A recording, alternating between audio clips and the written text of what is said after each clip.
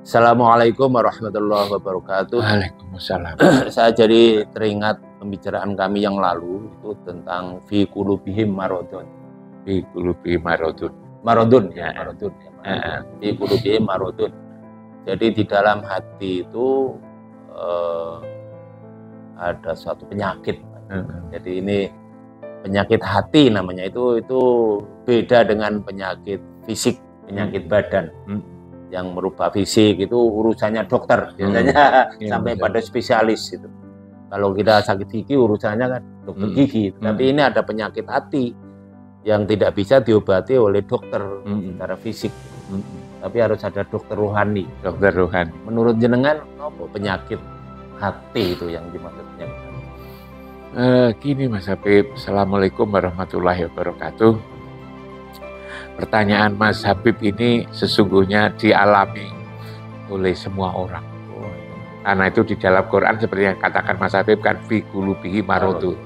Dalam hati itu sebetulnya ada penyakit. Dan penyakit itu tidak pernah berkurang, tapi malah bertambah. Malah tambahnya dengan tambahnya umur itu kan. Nah, kalau kita penyakit fisik yang merasa sakit kan dirinya sendiri. Betul. Tapi kalau penyakit hati, yang sakit itu orang lain. Bahkan dia ketika sakit itu seneng. Akibat perilakunya. Akibat penyakit hati itu kan kita marah. Oh iya. Tatkala kita marah, orang lain. yang sakit kan orang lain. Tatkala kita iri, Iya. tatkala kita dengki, ngeri itu artinya. tatkala kita hasut, dampaknya luar biasa. tatkala kita sombong, Dendam misalnya. tatkala dendam, tatkala kita takabur, yang sakit siapa? Semua orang. Yang sakit kan orang lain. Iya, yang berhubungan dengan kita. Kena penyakit itu tadi. Jaringan sosial. Bahkan ketika ada orang sakit, kita lalu jadi bangga. Oh. Yang kita sendiri yang sakit itu loh, senang dengan melihat orang lain sakit.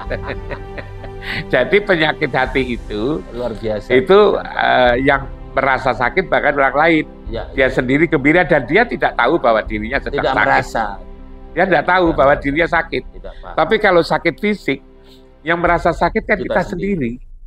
Nah itu memang ada Mas Habib. Karena itulah maka lalu orang di rumah aja lah dalam kehidupan sehari-hari. Kadang-kadang kita itu senang dengan istri, dengan suami. Suatu saat muncul rasa kecewa, pasti rasa marah, rasa ragu, tidak percaya dengan istri, tidak percaya dengan suami, gitu kan? Nah, itu sebetulnya penyakit sebetulnya. Itu adalah penyakit hati, Nah, itulah sebetulnya Mas Habib kalau tadi saya katakan bahwa manusia itu terdiri dari, ya harus ke sini lagi, cara menelusuri jasmani dan ruhani. Falyaqduril insanu bima khuliq, hendaknya kamu perhatikan dari apa kamu dijadikan. Ternyata kan dari 4 unsur Mas Habib dalam tubuh kita ini. Ada angin. Terasa kan bahwa di dalam diri kita itu ada angin. Ada air. Kebanyakan air. Ada yang namanya tanah. Unsur tanah ada. Lalu ada unsur api. 4 hal itu ada pada tubuh kita ini. Kan diri kita kalau api kan panas-panas, manget itu kan. Nah, sifat-sifat kita ini juga sama dengan sifat-sifat ini semua. Yang namanya angin tidak mau kelintasan. Iya. Kalau kita itu dilintasi orang, marah. Itu marah, tersinggung, emosi. Iya kan? Secara fisik aja kalau Mas Habib misalnya pergi kemana, lalu kemudian ada anak muda jelek gitu kan, itu yang fisik, kurang ajar, kan begitu kan? Jengkel. Kecuali kalau misalnya pamit kan itu kan, itu. Apalagi yang bersifat psikis ya, di kantor macam-macam itu kan, kelintasi tidak mau, didahului tidak mau. Kamu kok sudah jadi dekan? Padahal dulu saya, kamu kok sudah jadi ketua jurusan? Padahal saya lebih senior kan itu. Kamu kok sudah jadi rektor, itu kan? Nah, itu dari angin sebetulnya. Lalu kemudian dari air. Apa ciri air? Air itu tidak mau kerendahan, Mas Habib. Karena itu kan selalu mencari yang tinggi kan itu kan. Nah, itu di diri kita juga tidak mau kerendahan itu. Nah, Ya memang kita rendah, tapi kalau disebut rendah juga tidak mau. Jangan. Direndahkan. Direndahkan. Tidak mau ya. kekurangan. Oh iya. Itu tanah. Tanah itu diberi berapa saja kan mau itu tanah itu. Oh, iya. Lalu api. Api itu sudah tidak mau kalah. Itu kan, karena itu kalau kita lagi marah, cegel sama orang, mau mengalahkan orang, itu kan kita lalu kan panas. Tubuh kita panas, hati kita kan panas. Itu api. Itulah lalu kemudian ada nafsu raihat, rahmani, jasmani, idafi. Semua manusia karena berada punya tubuh ini, rohnya itu berada di tubuh. Kan roh tadi kan datang dari Allah. Dan itu kan mesti benar. Berada di tubuh yang punya sifat-sifat manusia seperti ini. Sifat manusia tidak mau kelintasan, tidak mau kerendahan, tidak mau kekurangan, tidak mau kalah. Itu sifat manusia pada umumnya. Mulai dari yang rakyat kecil sampai itu tidak mau. Itu tidak mau. Itulah sebetulnya penyakit kita ini. Lalu kemudian penyakit ini, kalau itu berkolaborasi semua hidup gitu kan Mas Habib, itu akan melahirkan 10 penyakit lagi. Waduh, tambah-tambah pada tubuh kita ini. Jadi 10. 10 itu apa? Adalah ajib. Merasa dirinya itu riak. Gitu kan. Lalu kemudian pamer. Lalu sombong. Lalu iri. Lalu dengki. Lalu hasut. Lalu tamak. Tamak. Lalu tamak serba kurang, gitu kan, kurang terus. Coba kalau bisa kita punya tanah, saya misalnya 2000 meter, kan kurang, kepengen 2000 lagi. Kita punya mobil ini, gimana kepengen punya mobil lagi, kepengen punya mobil lagi. Itu memang seperti itu, tamak itu namanya itu. Orang korupsi itu kan apa?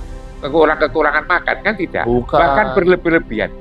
Coba Mas Habib, ada orang yang punya tanah itu sampai misalnya 500 hektar, 1000 hektar, 10.000 hektar, kabupaten, itu kan masih kurang. Coba, masih kurang itu. Lalu kemudian loba, lalu kemudian sombong, 10 penyakit ini Mas Habib. 10 penyakit itu ini ada pada diri kita ini. 10 ditambah 4. Menjadi 14. Kalau ini lalu kemudian berkolaborasi, masih munculkan 3 lagi penyakit. Ya Allah, masih ada lagi. Satu tadi sama Habib sebut dendam. Ya, dendam. Lalu kemudian permusuhan. Ya. Lalu perusak. Apa itu? Perusak kehidupan ini. Keluarga. Semuanya mau dirusak. Bahkan lalu kemudian kita ini suka merusak, bukan merusak orang lain aja Mas. Betul, merusak diri sendiri. Kadang-kadang. Bukan hanya diri sendiri dalam konteks pribadi kehidupan ini, itu ya. Lembaga-lembaganya. Aduh. Itu yang merusak itu dirinya sendiri. Mas. Coba Mas Habib. Lihat yang merusak bangsa Indonesia itu siapa? Ya, Indonesia. Ya bangsa Indonesia sendiri. Yang merusak organisasi sosial keagamaan itu siapa? Yang merusak organisasi politik itu siapa? Ya, mereka sendiri. Coba kita lihat misalnya ada partai Golkar, ada partai Demokrasi, PDIP, ada P3, ada Gerindra, ada Demokrat, ada macam-macam PAN. Coba PKS.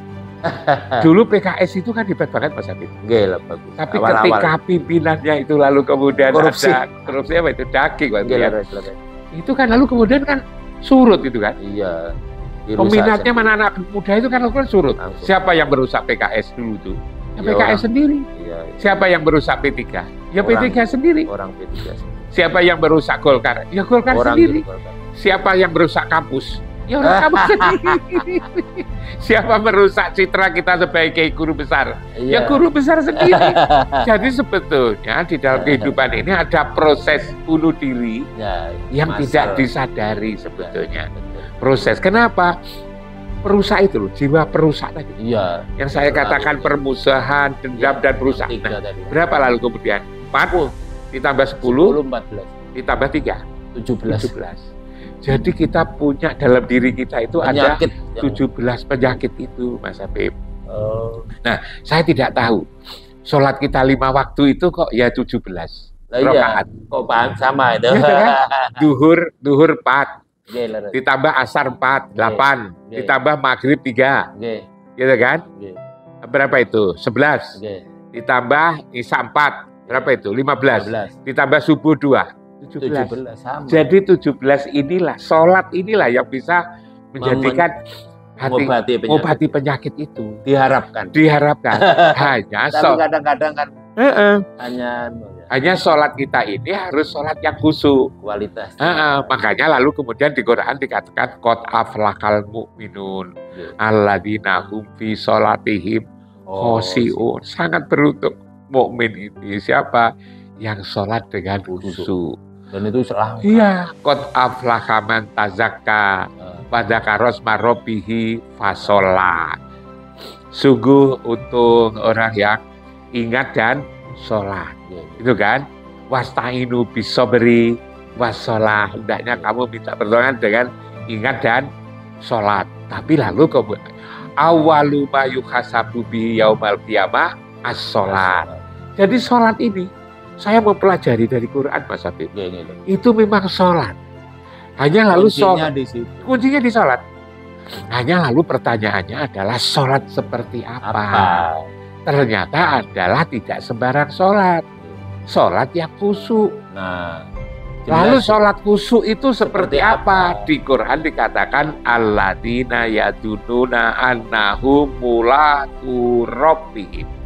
Adalah ketika sholat dia yakin ketemu Tuhan. Nah, itu yang susah. Tadi saya katakan ketemu Tuhan itu kan ada tempat pertemuan kemarin ya, itu. Betul. Di mana tempat ketemuan itu? Di Ka'bah. Di Baitullah yang ditandai oleh Ibrahim dengan bangunan Ka'bah. Berada di tengah-tengah Masjidil Haram. Disebut Ka'bah karena Ibrahim itu berasal dari suku Ka'ab. Lalu dinamakan Ka'bah itu, Mas Habib. Itu di situ. Itu di situ. Nah, dulu juga kita katakan bahwa orang yang di situ akan tenang. Mas Habib kapan katakan bahwa ketika itu tawaf, itu lalu kemudian terasa semua berwarna putih.